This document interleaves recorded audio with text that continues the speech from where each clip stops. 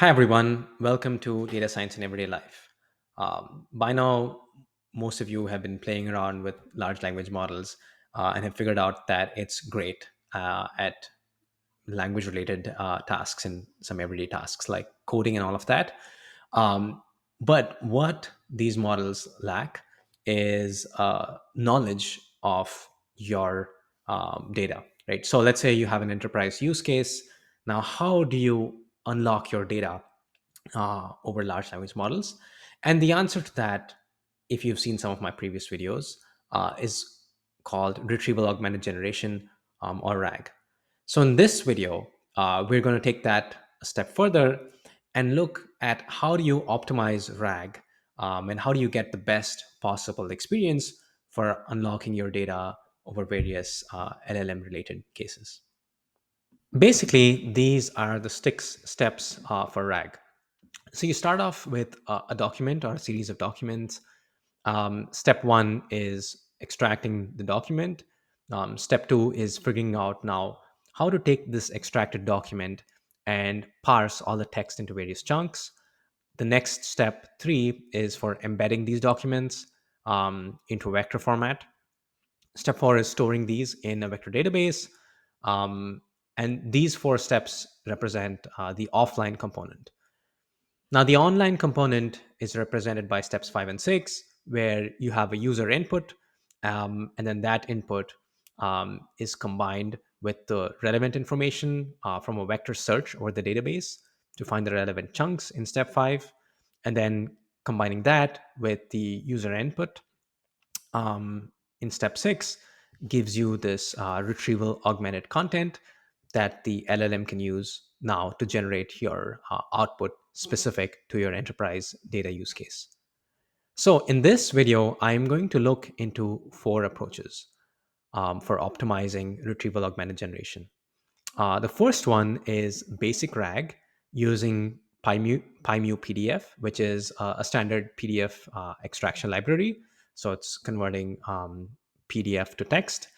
And it's going to use page-wise chunking, OpenAI embeddings, as well as the GPT 3.5 LLM. Step two, or the second approach, is to look at document extraction with intelligent document parsing using this tool called LlamaParse, which is from the founders of Llama Index. The third approach is looking at RAG with re-ranking.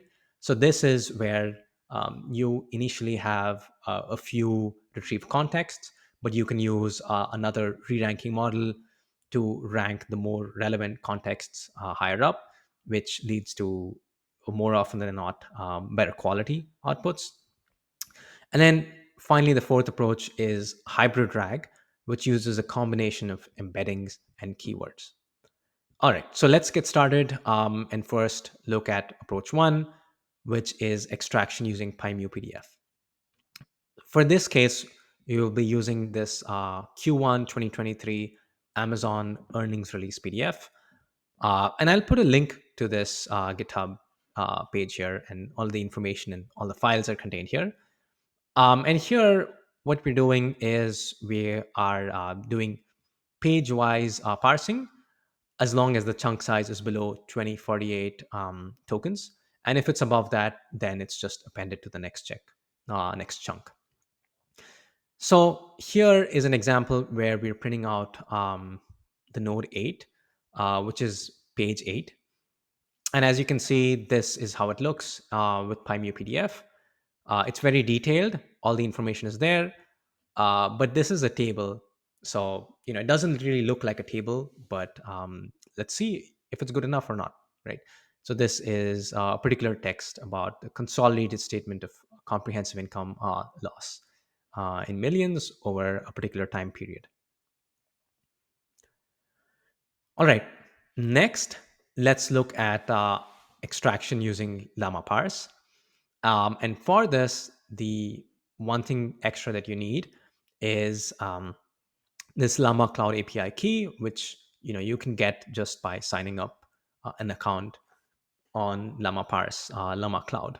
And I believe they give you 50 pages or a few number of pages that are free, and after that, you need to pay for it. Now parsing using LlamaParse here gives you this text. As you can see, this text looks much better because what happens is LlamaParse gives it to you in a markdown format. But I looked at this a little carefully, and there are a few things that seem to be missing as compared to the Pymeo PDF, um, which I will not go into detail right now. But words like millions and things like that were missing. So we have these two different parsing techniques. Now let's look into the embeddings creation, right? So for the embeddings model, we're going to be using this OpenAI embedding model, text embedding 3 small. And for the large language model, we just use GPT 3.5 Turbo. For the vector embedding database, I'm using Qdrant, um, for which you need, there are two ways of going about it. One of them is if you host a local database in memory, you could use some parameters, but you could also store it in the cloud.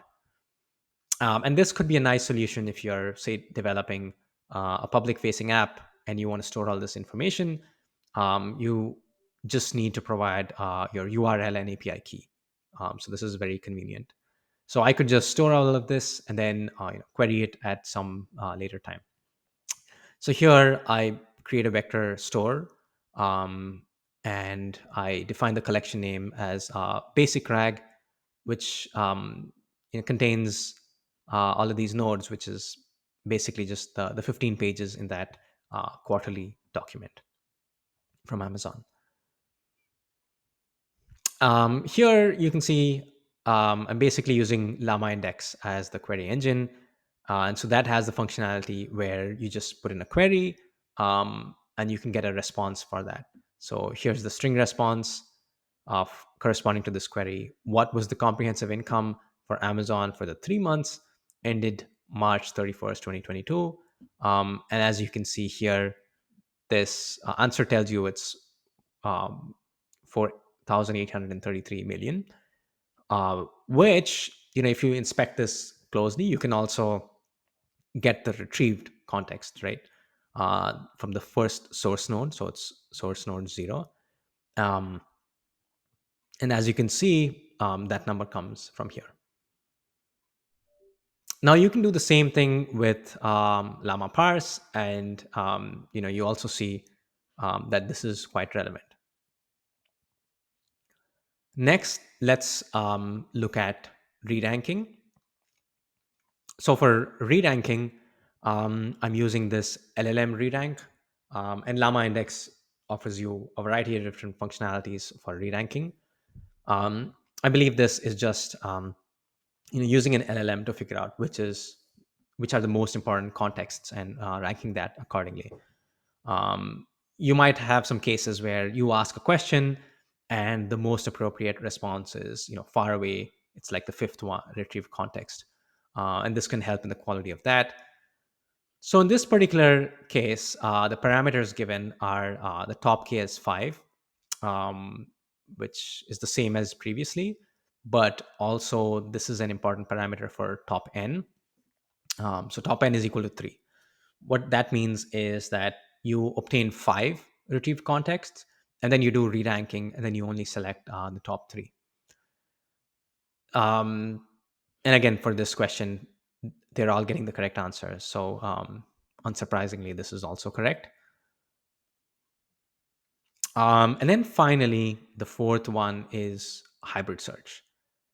So what hybrid search does under the hood is it takes these documents and it does the embeddings the same as before using that same OpenAI embedding model, but it also does a sparse keyword um, comparison. So first thing is to make this sparse keyword index, and then you do a retrieval based on keywords. And then what you do is you need some way of prioritizing embeddings versus keywords. In this case, they are equally prioritized, right? And you essentially just sort it, and you get the top five from both the embeddings and the keywords, and use that for your results. This can be very useful in cases where the query is more likely to contain keywords like financial use cases, right? So you're looking for words like comprehensive income, uh, specifically keyword selections, um, and in addition to embeddings. All right.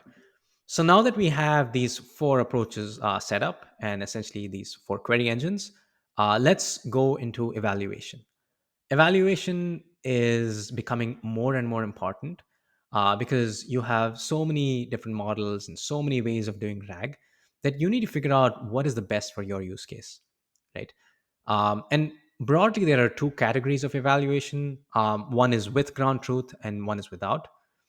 So in this case, to generate the ground truth evaluations, I used the synthetic data method where I essentially just asked Claude um, by providing this PDF to generate a few questions and answer pairs. And here you can see these pairs. The, the first question is, what was Amazon's operating cash flow for the 12 months? And then the appropriate answer. And I believe there's like, 40 or 50 of them.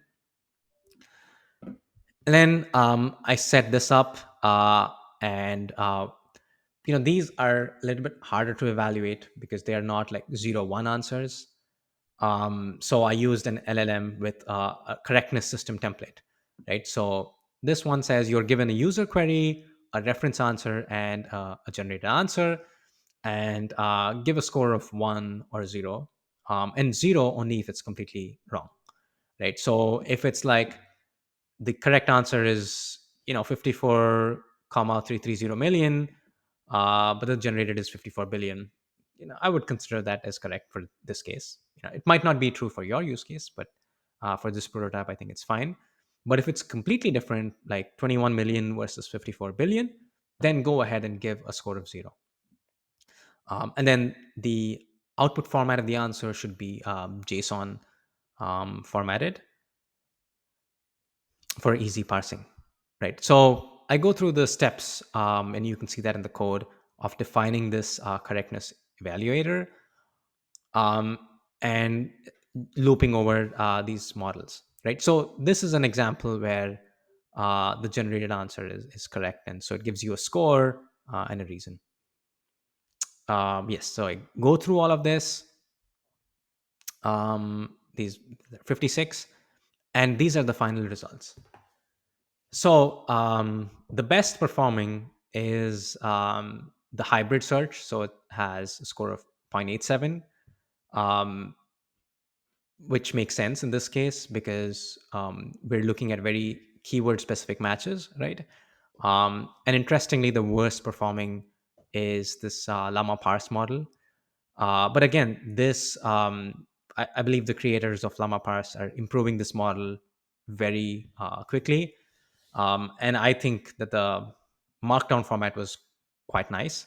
Um, and this is a particular use case in a small sample. So just keeping that in mind. Um, and the read anchor does not perform as well as this one here. Um, Remember, the read anchor is using a smaller top key, right? So um, that could be one reason behind it. Next, I look at the non-ground truth evaluation using a package called deepeval. And in particular, I'm looking at three metrics: the faithfulness metric, the contextual relevancy metric, and the answer relevancy metric. These are commonly part of what's called as the RAG triad of evaluation. So context relevancy here is the LLM trying to figure out how relevant the retrieved context is to the query. The answer relevancy is the relevance of the answer um, to the original context. Sorry, the answer to the original query. And finally, the faithfulness metric is the relevancy of the answer to the retrieved context. Since there are three components to RAG, there's the query, there's the context, and there's the answer. These are basically the three different combinations of metrics that you can have. And then we're using GPT-4o here as the model, and we're instantiating all of these metrics. So here's just an example of an output. So the score is 1.0, and the answer is the score is 1.0 because there are no contradictions between the retrieved context and the actual output. Right. So this is like the faithfulness metric. And I'm just running this now for a few different samples because what I was noticing is they were all getting an answer close to 1.0. So it was not very useful out of the box, at least for this use case. The one interesting case is this faithfulness score for the second case, which is like the LlamaParse, and it had a score of 0.83. So why was that? Why was it a score of 0.83? Um, Interestingly, it was this case where the score is zero point zero because the actual output claims the operating income was 5.1 billion, but the retrieved context was 5.123 billion. Again, this is not terribly useful. It's just looking at small rounding um, choices by the LLM. And so this is something to keep in mind if you're using any non-ground truth metrics, that you have to have a good reason and it has to be really tailored to your particular use case. All right, so that's it for this video. And if you found this useful, feel free to like and subscribe. And I will see you all very soon on data science in everyday life. Bye.